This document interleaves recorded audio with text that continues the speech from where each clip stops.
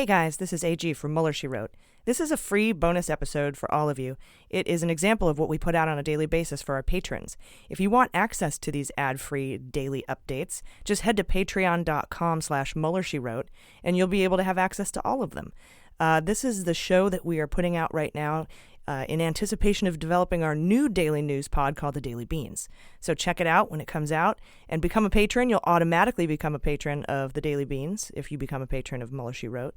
And, like I said, you'll get access to these episodes that come out every day. Thanks a lot.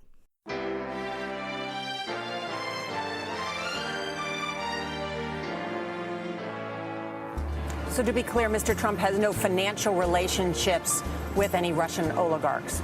That's what he said. That's what I said. That's obviously what our position is.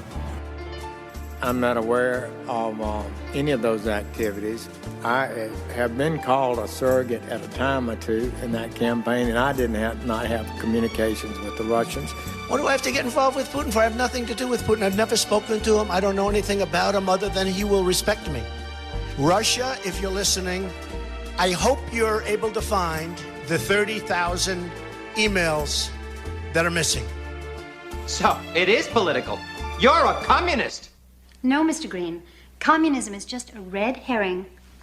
Like all members of the oldest profession, I'm a capitalist.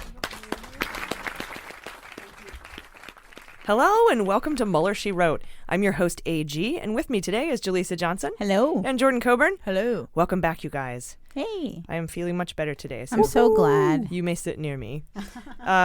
This is the daily update for Wednesday, April 10th, 2019, and we have a lot for you today. First, Jordan has a Nunes hat trick. 3 stories on him today, along with the release of the Jim Baker transcripts. Mm-hmm. Jaleesa, you have stuff about the election in Israel and an update on how many of our state election systems were targeted in 2016. I have some updates on Bill Barr and the Mueller report, new info on Hope Hicks and Trump's bodyguard, Keith Schiller. We've all been wondering where that guy went. And the late breaking news. We have some late breaking news coming out as we speak. Guys, thank you for being patrons. We're working really hard on the Daily Beans, and I had a revelation last night, probably fueled by the steroids they injected me with yesterday.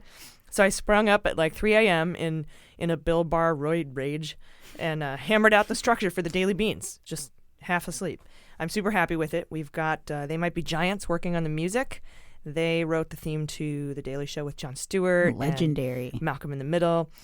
We have Dallas McLaughlin from the Aquabat Super Show and Yo Gabba Gabba contributing. Tamara Katan from They Tried to Bury Us podcast is working with us. And we're working with the guys from Dan Harmon's podcast network to put together an award-winning daily news pod for you. We even have a tagline ready to go. You want to hear it? Yeah. Yes. Some news, more swears. Yes. I'm really excited about, and we got that from John Flansburgh of They Might Be Giants. Oh, no way. I'm really excited about what we're going to be putting out for you. So, and you guys are, I think, excited about the new format too. So excited. Yeah, I'm so excited because we get to continue our roundtable vibe, which I think is it's how we started. It's our specialty. Yes. It's our speciality. Yeah. So yeah, I'm really excited about it now. I can't wait to do it full time. We will likely record it in the evening and release it the same night so you can listen falling asleep, which I know a lot of you do, and I'm not offended by that. I think maybe my voice is so soothing. Yeah. And hopeful. We should do an ASMR episode. For liberals, yeah. Did you see the one for white liberals? Yes. That was so good. It's really good. And I know I was a little angry the other night, but I'm fine. I want to let you know that I'm just using that to fuel the activism that needs to take place. Absolutely. But I appreciate your concern and roid rage, really. Or you can listen to it as part of your late night talk show routine, or take it in during your morning commute. So it's going to be about 30 to 40 minutes long, and I know you're going to love it. So I'm really excited. And as patrons of Mueller, She Wrote, you're automatically patrons of the Daily Beans, so you'll get ad-free episodes. And all 3 of us are hosting, so look for it soon. I'm really excited. And thank you all for voting for Mueller, She Wrote to win the Webby. We're hanging on to first place. We've dropped a couple points. Yeah, I guess that's going to happen. It's a competition. But you guys are on it. Remember, you can vote once for every email address you own. So thank you so much for voting. It's actually truly humbling, honestly, how much you guys are voting for us and that we're in first place, that we were even nominated. Yeah. Even nominated for another Webby we didn't even know we were nominated for. It's also incredible. It's pretty great. So thank you all for that. We obviously couldn't have done it without you. And finally, thank you for all the get well wishes and emergency kittens and pod dogs and podcat pictures. Yeah, the eye bleach, as they call it. Yes, thank you. By the way, that thing I posted about elephants thinking humans are cute like puppies is unproven. So keeping it real. I'm going to keep hope alive for that one. That legit made my day. I was like, that is the best feeling. Yeah. Fake or not, I don't care. You're not saying on a sad day elephants scroll through Instagrams of humans? That's not what's... to feel better about themselves. Yeah. Like, goddamn big fingers. And then, like, the fucking holier than thou elephants are like, these stupid humans with their own Instagrams. Fuck. Yes. Fuck this. Humans. Elephants putting clothes on their humans. Oh, yeah, I can see that. Tired of that shit. All right, guys, housekeeping out of the way. So we have a lot of news to get to, so let's hit the hot notes. Hot notes. All right, guys, let's kick this off with Jaleesa. What do you have for us on the elections in Israel? Yes, so on this week's edition of Fascists Do the Darndest Things, we learned today that Netenyahu, his party, placed 1,200 hidden cameras in Arab polling stations on Election Day to, quote, lower the voter turnout to under 50%, which is the lowest it's been in recent years. Way to bring down the vibe, Jaleesa. I know, Debbie Downer over here. So his PR firm was even bragging about it on Facebook. The head of the firm posted, quote, after a long preparation period, an amazing logistical base, and deep and close partnership with the best people in Likud, we put together an operation that contributed crucially to one of the most important achievements to the right-wing bloc, keeping the Arab vote legal. Apparently, as soon as the cameras were discovered by voters, there were confrontations and riots, some even halting the voting process at some polling places. Holy shit. Yeah. That's fucked up. It's pretty flat-out racist. Wow. Yeah, according to an Arab majority leader, quote, the situation caused fear among many voters who were afraid to get to the polling sites, which was the intention of Likud and the camera operators. So they got what they wanted. They scared people away. Yeah. Kind of like the census issue we have here in America. Yeah. Yeah, except like way more blatant, a little camera in For your sure. face. Yeah, camera in your face. Yeah, candy camera. In fact, earlier today, the PR... Smile, you're on Arab camera. Yeah. Ashton Kutcher comes out, you know. We made a theme song for it. Have I been punked? In fact, earlier today... It's not funny. No, we're just trying to cope with it. I don't blame you, AG. The PR company published a Facebook post along with a picture of the firm's executive standing with Netanyahu, and the caption said, thank you to the 1,300 field operators who were present at polls throughout the country, from the smallest villages to the largest Arab cities. Oh my God. Apparently, though, these cameras were only placed in Arab communities. Yeah, of course. Mm-hmm. Right, yeah, because they're saying probably like Hamas sympathizers live there and stuff. Yeah, totally. Another Arab leader said, now it's official. The Likud, and I'm sorry if I'm pronouncing that wrong, Likud, Likud maybe, tried to lower the Arab turnout throughout illegal means, hidden cameras, monitoring, and voter suppression. This is what delegitimization of a fifth of the citizenry looks like. What started out as unleashed racist incitement continued in the nation-state law and could end with a transfer government and revoking rights. So, powerful stuff. A little hard to read. But basically, people are pissed off. And they're just calling it as they see it. This is straight up voter suppression. And it's like you said, Jordan, to the extreme power. And not to mention that on Election Day in 2015, the same leader of the PR firm was behind a film showing left-wing activists as traitors who would end up hanged. And they used anti-Semitic stereotypes in the film. So it seems like these guys clearly have race-based political motives to discourage Arabs from voting in the election. And as a result of this, many Arab organizations have filed urgent complaints at the Central Elections Committee. So we'll just have to see if that, goes anywhere, really. But yeah, I mean, considering he's currently under investigation for corruption, I would not be surprised if that's another thing that he'll interfere in. Yeah. Shameless. It already has, like you said. That's so messed up. It would have been so surprising, though, if he didn't win. Yeah. I mean... It's like obvious. Yeah, we should have... I guess it was to be assumed that he was going to do some really sketchy stuff like this, and that's... Oh, cool. Yeah. Likud. Yeah. Likud. Thank you for party, that. Israeli party. I appreciate that. Yeah, but you're totally right, Jordan. Like, I wouldn't put it past him. Like, this is expected, but it just sucks that he's being so blatant. And I wonder how it'll affect the actual results. I don't think they received them yet, right? If I'm not mistaken. I saw that his main opposition conceded defeat. I thought. Really? I thought that I saw that. Yeah, he did concede. Right? Oh, yeah. Interesting. Yeah. Jeez Louise. How do you...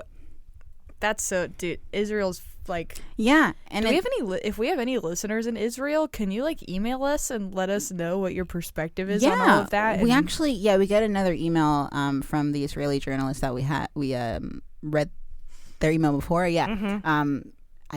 I didn't prepare well enough. We get a lot of emails, but we can definitely bring it up again. Yeah, we'll see what she says. Absolutely, yeah. Yeah. Wow. Okay. Kicking off with some racism. Wonderful. Yeah.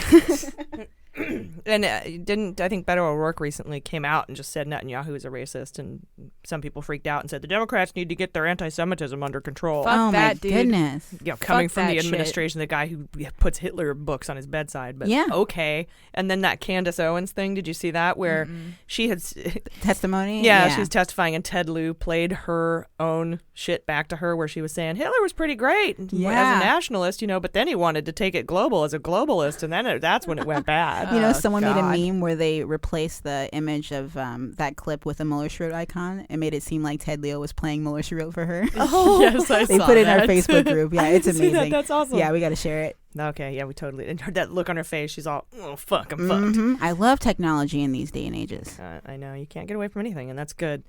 A lot of transparency going around. All right, Jordan, we're playing all the hits commercial free and coming up now. 3 in a row by Devin Nunes means it's time for a Nunes rock block. Oh, yeah. On Monday, Kool-Aid person was my first voice. That's so funny. That's your radio voice? Yeah. On Monday, Nunes filed a $150 million defamation lawsuit. This is, yes, a separate lawsuit. He filed it against the McClatchy Company and a Virginia communications consultant in a Virginia circuit court. The person that was wrapped up in this recent lawsuit is her name is Liz Mayer. She's also listed in the lawsuit that he brought against Devin Cow and Twitter, among other accounts. He wants a story. So basically, what the basis of this lawsuit is he wants a story that was published about his investments into the Alpha Omega winery to be erased from the internet entirely because they were reporting on the yacht cocaine prostitute. Which is now a trending hashtag on Twitter. Which are seriously the only 3 cool things about this guy. Like, it's so funny that they're pumping that, and it's like, Yes. Yeah, so his issue, he's saying, I only, was peripherally investing, sort of, in this winery, and you can't prove any of the the connections that you're trying to make between me and this party was defamation and clearly only had the intentions of slandering me, and this is unacceptable. And if you don't remember, there was this yacht party that had hashtag yacht cocaine prostitutes on it, and I guess itself was a yacht. Yeah. And so this was it was supposed to be a charity yacht event. Don't those things just go hand in hand? Just selflessness and yachts. That's what I think of when I think of nonprofits. And we always have yacht parties. We have yacht parties every week from Mueller, She Wrote. We when you donate money to us, we give some of it to Swing Left, and then we have a yacht party to celebrate it. Yeah, we don't even use ocean water. We just float on money. Yeah. Yes, float on our ocean of cash. Yes. Only Aquafina carries our yacht. That's it. Money goes straight into the yacht. Prostitute urine. Nice. And so some of these people that were huge investors in this winery that were on the boat were allegedly doing cocaine and were planning and plotting activities with sex workers, some of which seemed to be underage and unable to even consent. And this all came from testimony by a worker who was providing refreshments and whatnot, as a yacht worker. Yeah, that's refreshing. So Nunes is upset that he's being associated with that, and he went on Hannity and he was like, if you're out there and you lied and you defamed, we are going to come after you, which makes him sound like if Liam Neeson was not a badass. That's what that is. Who hurt my feelings? I will find you and I will kill you. I am Devin Nunes. He's the worst. And so the the complaint that he filed on Monday also it basically served to frame Mayor's criticism of Nunes and the Fresno Bee was a publication, one of the many publications involved that he has issues with. It was supposed to frame their reporting on that yacht party, and then also McClatchy's promotion of the piece across a bunch of its publications, basically. And he said that it was a nefarious plot to interfere with Nunes's congressional investigation of corruption by the Clinton campaign and alleged collusion between the Trump campaign and Russia during the 2016 presidential election. So, of course, he has to tie this all in with his other trolling efforts, or else it wouldn't be Devin Nunes. And Nunes lawyers, they tried to prove that they were trying to smear Nunes on Twitter by bolding words like cocaine and Devin and woman. This is one of the things that his lawyers argue. They're unfairly really trying to get him, on these certain catchphrases. They're even boldening them.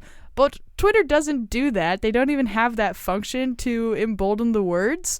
What happens is when you search certain terms, the search results that it gives you automatically boldens the word that you were searching for. So those were the screenshots in another episode of Republicans Can't Tech. Oh my god. And so they tried to show those. They're searching for all tweets that have woman and cocaine in them. And then when they see it and it says Devin and cocaine and woman are bold, they thought that the person who tweeted it made it bold. Yeah, that's amazing. Yeah, exactly. Look at this. Oh my god. Mm-hmm. Can I sue for stupid? I hope so. That would be great one day. Mr. I guess Frivolous Lawsuits Act. Yeah, exactly. He's just doling them out like left and right. And he also, fun fact, never even submitted a formal complaint for a request for a correction to the publication either. Of course not. To the actual Fresno Bee. So no, of course not. It's just a little bitch. Okay. Well, thank you for that Nunes hat trick. Yes. All right. So today we learned from the Wall Street Journal that the Southern District of New York actually questioned both Hope Hicks and Trump bodyguard Keith Schiller about the Cohen-Trump AMI catch and kill hush money porn star payoff extravaganza. They apparently were asking Hope Hicks about whether she helped coordinate any of the payoffs and about her contacts with David Pecker and her involvement with American Media Inc. This is big because it means the investigation was not solely reliant on the testimony of one Michael Cohen, the totally unreliable liar. Wall Street Journal is also reporting that the prosecutors have recorded phone call. They have a recorded phone call between Cohen and the lawyer who represented Daniels and McDougal. I'm assuming they're talking about one Keith Davidson. And remember, we had put beans on the fact that they were probably working in cahoots, and we knew Keith Davidson is under investigation as well. The Southern District of New York also questioned Keith Schiller, Trump's bodyguard, about the hush money payoffs, likely because of his close proximity physically to the president.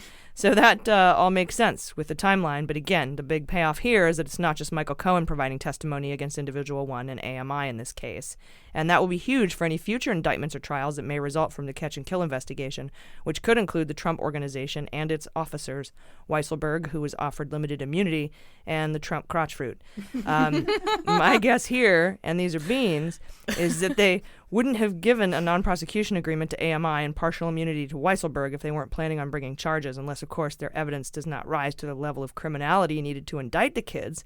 But that's a lot of people to let off the hook for nothing. Mm-hmm. Right. So you're saying strategically, if they were doing that, it would be in the goal of getting an indictment out. Correct. And then if they hit a roadblock or something, that would be the only thing. Yeah, totally. So that's that. Jaleesa, what did we learn about? This is frightening. Yeah, I've got all the sad stories. Yeah, it sounds like it. Sorry, I gave you all the shit burgers. It's all good. What did we learn about the state election systems in 2016? Yes, so this week, the Department of Homeland Security and the FBI have issued a Joint Intelligence Bulletin, or JIB, which makes me think of Jeb. This joint bulletin was addressed to state and local authorities regarding the Russian hacking during the 2016 U.S. elections. And while this JIB contained mostly information that has already been made public, it is the first official confirmation that the Russian hacking efforts went far beyond the previous reported 21 states. In fact, the bulletin states that the Russians orchestrated hacking efforts in all 50 states. Yeah, specifically, the bulletin says... all 57 states. All 57, yeah, and all 3 Mexicos. Yeah. We put cameras up on the Mexico states. That's right, yes. And Puerto Rico. Man, the world is so sad right now. Yeah. Puerto Rico is one of the Mexicos. That's right. Oh, yeah. It's the 4th. Like Tito. I don't know. So the bulletin says... Tito Jackson or Tito Puente? Oh, that's a good question. I was thinking Jackson, but hey, good distinction. The bulletin says Russian cyber actors in the summer of 2016 conducted online research and reconnaissance. Reconnaissance. That's an interesting word. That's like recon. Okay. Recon. I like saying it like you said it a lot more, though. Reconnaissance. I'm a reconnaissance man. Yeah. They did this to identify vulnerable databases, usernames, and passwords in web pages of a broader number of state and local websites that previously identified, bringing the number of states known to be researched by Russian actors to greater than 40. Despite gaps in our data where some states appear to be untouched by Russian activities, we have moderate confidence that Russian actors likely conducted at least reconnaissance against all U.S. states based on the I am butchering this methodical nature of their method man. Yeah, they're making a new how high. That's totally unrelated, but interesting. Yeah. This newly available information corroborates our previous assessment and enhances our understanding of the scale and scope of Russian operatives to understand and exploit state and local election networks. So, all that being said, because of this, the DHS and the FBI are focusing vigorously on protecting the legitimacy of the 2020 election. However, their cybersecurity division only has a budget of $33 million, which I'm pretty sure used to be $120 million. I think we reported on that, but then we also reported that they slashed the department and slashed their budget a few months ago. I don't know if it was part of the budget, but it was $120 million specifically to fight election fraud. Right. So this is for cyber terrorism. Yeah. That could be a different budget. That's a good point. But either way, the team is optimistic that the people will soon catch on to how serious this shit on and start advocating for them to receive more money. So they're just hoping with this information that people will be like, don't let this go. They hacked all the states. This is a big deal. We need more money. Yeah. All the states. All of them. How? The United States. Mm-hmm. So this is attempted or successful? No, so they have evidence that target. Okay. Yeah. So there's traces of them hacking certain things more directly and then attempting to get into others. So they were only successful, I think, and I said over 40 of them, but the rest of them they have evidence that they were at least trying to. Got it. Yeah. Okay, sorry I missed that. Yeah, that's no worries. fucking awful. Mm-hmm. It's crazy. Yep. Wish I had more punchlines. 2020. Yeah. That's good. Voting numbers too big to manipulate. Yes. Yeah, we need cyber walls is what we need. Absolutely. Yeah, fuck that border wall. Cyber border security. Cyber wall. Yeah. We've got the money for it. Mm-hmm. Yes. Seriously. God damn it. Stuff's so fucked up. It is. I know. It's awful. I know. Thank you, Jaleesa. Yeah. No worries. Back to you guys. All right. All right, Jordan. So Jim Baker, one of the original Comey Five, that's the name of the 5 dudes Comey shared his contemporaneous notes with about his Trump meetings, all of which were fired, resigned, retired, or otherwise shat upon.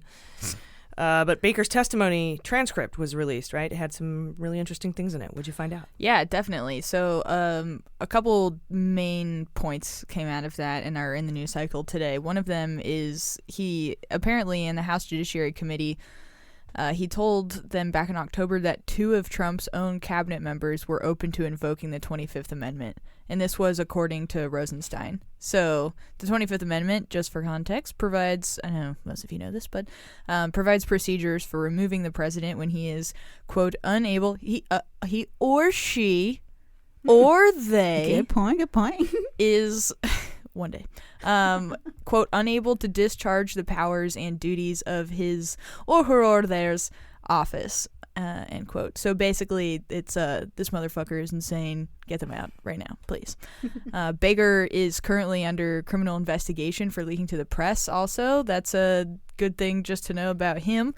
But Republicans decided to release these transcripts on Tuesday, and Doug Collins did this, and it's part of a recent string of Republicans entering their transcripts back into the record from their investigation into the handling of FBI's Russia probe. So that was one of that to me, I think that's probably the biggest revelation. That's pretty intense. We also learned that it was apparently Andrew McCabe who told him that he had heard from Rosenstein that Rosenstein was the one who was willing to wear the wire, and that was very much not a joke.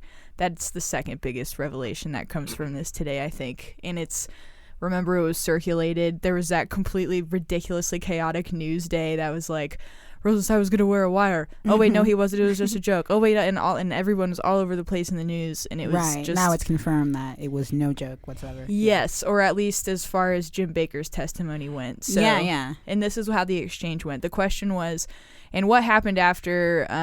okay, I'm sorry. So Baker said, to the best of my recollection...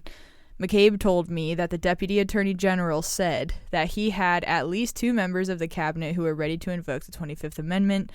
And then a rep asks, and what happened after that during that conversation? Did Mr. McCabe tell you anything else? And Baker said, I'm sure he told me other things in that conversation, but it was in part both of those things that were relayed to me with other information with respect to what the DAG was going through at the time and how he was thinking about his involvement in the firing of Director Comey and how he was thinking about proceeding after that. And then they ask him, did people tell you that the DAG was upset? Baker says, yes. Then he's asked, did they tell you that he was making jokes? And he said, no.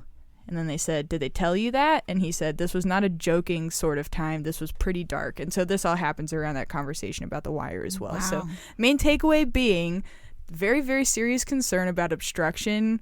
And as it relates to the firing of James Comey, that spread across his cabinet, Trump's cabinet itself, and Rosenstein. That is now confirmed and on the record, the congressional record. Hell yeah. Well, thank you, Jordan. Dang. Yeah. Okay. Sorry about that. I was, there's just news after news after news is just pouring in right now. Oh, I'm yeah. excited. Got some sabotage. Oh, yes, we definitely do. But first, let's talk about Justice Edgelord Supreme Bill Barr. So he's been in public hearings the past couple of days, and a lot of questions have been raised about exactly what kind of watered-down, natty light version of the Mueller report he's going to release to Congress. First, we know that he's going to redact in 4 areas, including grand jury material under Rule 6E. Then shit he thinks is confidential, like sources and methods, tradecraft, and uncharged third parties. And then shit he thinks might embarrass the president. And then any other sentences with more than 8 words in it. Just kidding on that last part, but am I? And I have questions, specifically about the uncharged third parties. He says it's DOJ policy to keep their names private so that their reputations don't get ruined. But he probably says ruined.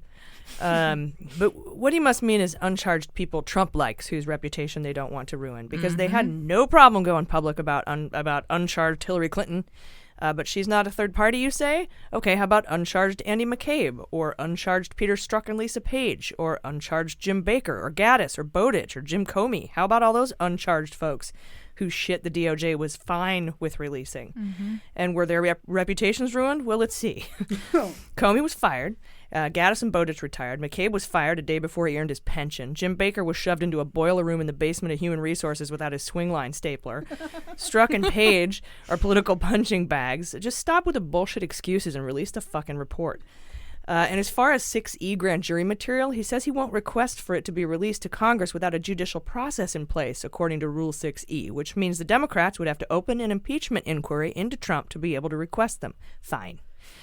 Even though hasn't been required before in some cases. But, I say go ahead, open an impeachment inquiry. You don't have to actually move forward with impeachment. Just have some preliminary judicial hearing to decide if you're going to impeach him, and then make a decision based on whether or not what's in the grand jury material is enough to get 20 Republican senators to agree to take out the trash when it comes down to a vote. And today, Barr said in his hearing that he thinks the Department of Justice was spying on the Trump campaign. Good. They didn't spy hard enough, if you ask me. It was clear kowtowing to Trump and his supporters to further the deep state conspiracy assholes. Everybody knows that if the FBI wanted to fuck Trump in the campaign hole, all they had to do was leak that he was under investigation, but they did not. Then he said he spoke to Mueller about obstruction. Barr said he spoke to Mueller about obstruction, but doesn't have any idea whether Mueller punted on obstruction and wouldn't say whether or not Mueller wanted Congress to take up the matter. As we know, Dems are now requesting all communications on the matter, and I sincerely hope they get it, because the stonewalling shit will not stand. And what the hell is Barr's endgame anyways? He trying to get a spot on the Supreme Court? Like, what the fuck is he doing? Aim for the stars. People are like, well, his kids got jobs. I'm like, yeah, but it's a Trump administration. For how long are his kids going to have jobs? Good point, yeah. It's not it. There's something, maybe Trump's got something on him. I've considered that, because I can't think of anything else that will be beneficial to him when Trump is gone. No, I don't. Maybe it was part of the Kennedy deal with the Justice Kennedy, don't you want a loan? There's got to be so much more there. Payoffs, than maybe we know. Kavanaugh, maybe he's ski. Oh no, he's was it God. PJ and Squee and Squee. Yeah. Sorry. Skis are what you drink. Squee is what you boof. oh yeah, I bet Kavanaugh knows all about that. Yeah. And then there's Mueller, and it was reported today he's leaving the Department of Justice in the coming days and will once again be a private citizen. Hey, baby. He's been asked to testify to Congress. So this weekend we're going to record an episode with a segment just from Mueller. So if you know him, let him know. It's all the things we want to ask him, and I think it'll be a good one. So tune in. And we got a lot of last-minute news here, guys, so I'm sorry I'm usurping a lot of the time here. But breaking news from a few minutes ago, Bezos will meet with Southern District of New York as soon as this week on extortion and Saudi hacking claims. Fuck yeah. And prosecutors can go wherever this leads. This is the Southern District of New York. Gavin DeBecker says he has hard evidence. The Saudis could be indicted in this. This meeting signals that the U.S. Attorney's Office in Southern District is escalating its probe into Bezos' suggestion that the Saudis were behind the Inquirer story that threatened to make public racy text messages Bezos sent to his then mistress, Lauren Sanchez. So put some beans on those AMI Pecker Howard indictments as well. And in related breaking news, Washington Post is just now reporting that the National Enquirer is expected to be sold imminently. And according to the Post, the decision to sell came after a guy who manages the hedge fund whose firm controls American Media, Inc., became, quote, disgusted with the Enquirer's reporting tactics, begging the question, so you were cool with headlines like Gordon Ramsay sex dwarf eaten by badger, or Saddam and Osama adopt shaved ape baby. Oh, I read that one. Yeah. God, I read that one. And of course, who could forget the old chestnut, Dick Cheney is a robot. Although that last one is quite believable. Yes. And finally, Treasury Secretary Mnuchin had until today to respond to the demand for Trump's taxes. And just a bit ago, he responded saying he won't meet the deadline and questions the Ways and Means Committee's Congressional Investigative Authority, saying, quote, the committee's request raises serious questions and issues concerning the constitutional scope of congressional investigative authority, the legitimacy of the asserted legislative purpose, and the constitutional rights of American citizens. The president also said Tuesday he has no obligation to release his tax returns because he's under audit, but the IRS commissioner has said anyone can release their tax returns even if they're under audit, so fuck off. And this just floating across my desk. They are expected to indict Greg Craig. Oh, Democratic snap. lobbyist. Dude, none of us had them this week, huh? Damn. And we talked about him at the live show. Expected, though, so we if we sure can did. make it to it's Saturday. Expected. If we can make it to Saturday, whoever goes Shit, first I can think put it's Greg Craig on it. Yeah. It is Jaleesa. Is he being charged for having two first names finally? He's have two first names. So, see, Republicans, we're all for also getting the Democrats that fucked up. So it is now 37 Republicans and Russians versus one Democrat. Oh, just one. Okay, Yeah. okay. For now. You got one. Have them. The deep state. It's all balanced. All right, you guys. That's all the news. That's the hits. All the hits and more. That was a good one. Yeah, I liked it. I want to thank you guys again for everything that you do as patrons. And I'm going to do my best to keep up live. I was chatting today, you guys, with the official photographer for the Obamas. So cool. And I'm feeling a little hopeful. He's gonna go photograph Mayor Pete. Yeah, I know what you meant. He's gonna go shoot Mayor Pete. That's so funny. He's super hopeful. No, he's gonna go shoot Mayor Pete. He's doing his big announcement on Sunday. Wow. And he's also doing some work for a few other candidates. He's like, I'm just gonna help where I can because we got to get this done. Yeah. And he still sees and hangs out with the Obamas, and they're still as hopeful as ever. So that's amazing. I was trying to get send me a message of hope. Yes, a sign. Dude, Shepard Fairey needs to pick his candidate, and then we'll know who will win. Yeah, then we'll know. Shepard Fairey, spin the Shepard Fairey wheel, obey. And then we used to play pool with him at Gas House downtown. What? That's dope. Yeah, back when he was still doing hand making the Andre the Giant stuff. Yeah. Oh wow. Yeah. That's crazy. Apparently he got into a lawsuit with a photographer of that Obama picture though, and that was kind of a bummer to know that he didn't. I don't want to slander him here, but I'm pretty sure he kind of didn't do right by the guy. The dude that did the original photo, because the whole Hope Obama thing, you know? Yeah. He didn't take that photo, right? He took it from someone and then made all this money off of the graphic he created. Fun fact. He also made him president, though, so that's pretty cool. Yeah, I really like it, but I love his art a lot. Yeah, small price to pay, I guess. Yeah. Yeah, that was really cool on the inside of the Bell House. All the Shep Ferry art. Yes. It was all on the walls. I love his Cool. stuff. It was really good. And the Cosmopolitan Hotel in Vegas and all their parking garages and stuff has just amazing floor-to-ceiling Shep Ferry. Yeah, That's awesome. Yeah, it's incredible. All right, well, got off on a little tangent. Yes, we did. Sorry. Yep. It's all good. We do appreciate you guys so much. Really, thank you. And thank God for steroids. Yeah, thanks everyone that sent all the well wishes to AG. You flooded with them. Just everyone was so kind and thoughtful. I do want to say I know that they're incredibly bad for you. I have a lot of friends whose lives have been devastated by steroid use, and I don't want to. I'm in no way. Right. It's not your new thing.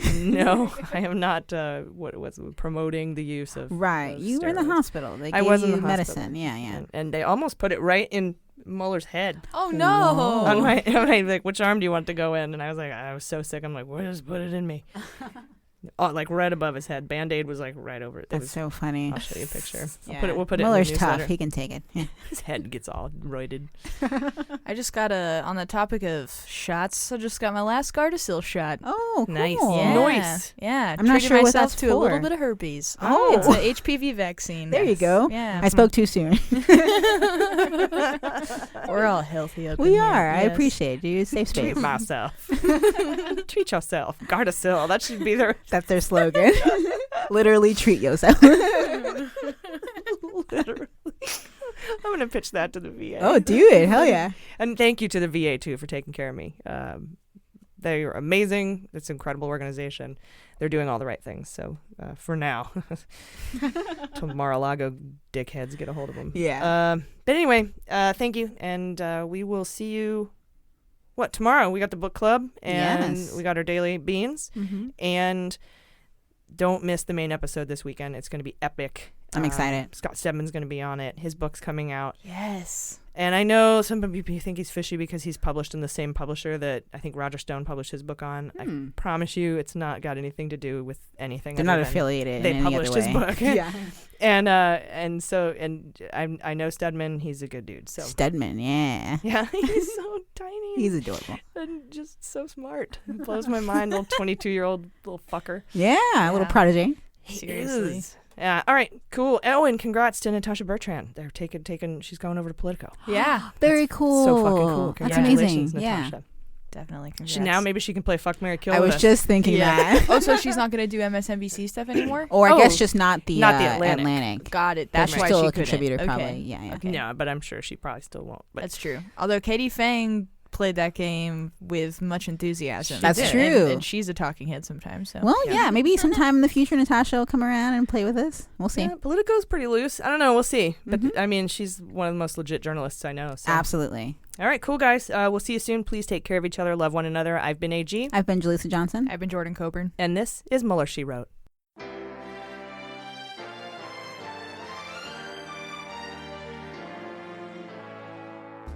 Mueller, She Wrote is produced and engineered by AG with editing and logo design by Jaleesa Johnson. Our marketing consultant and social media manager is Sarah Lee Steiner, and our subscriber and communications director is Jordan Coburn. Fact-checking and research by AG, and research assistance by Jaleesa Johnson and Jordan Coburn. Our merchandising managers are Sarah Lee Steiner and Sarah Hirschberger Valencia. Our web design and branding are by Joelle Reeder with Moxie Design Studios, and our website is MullerSheWrote.com.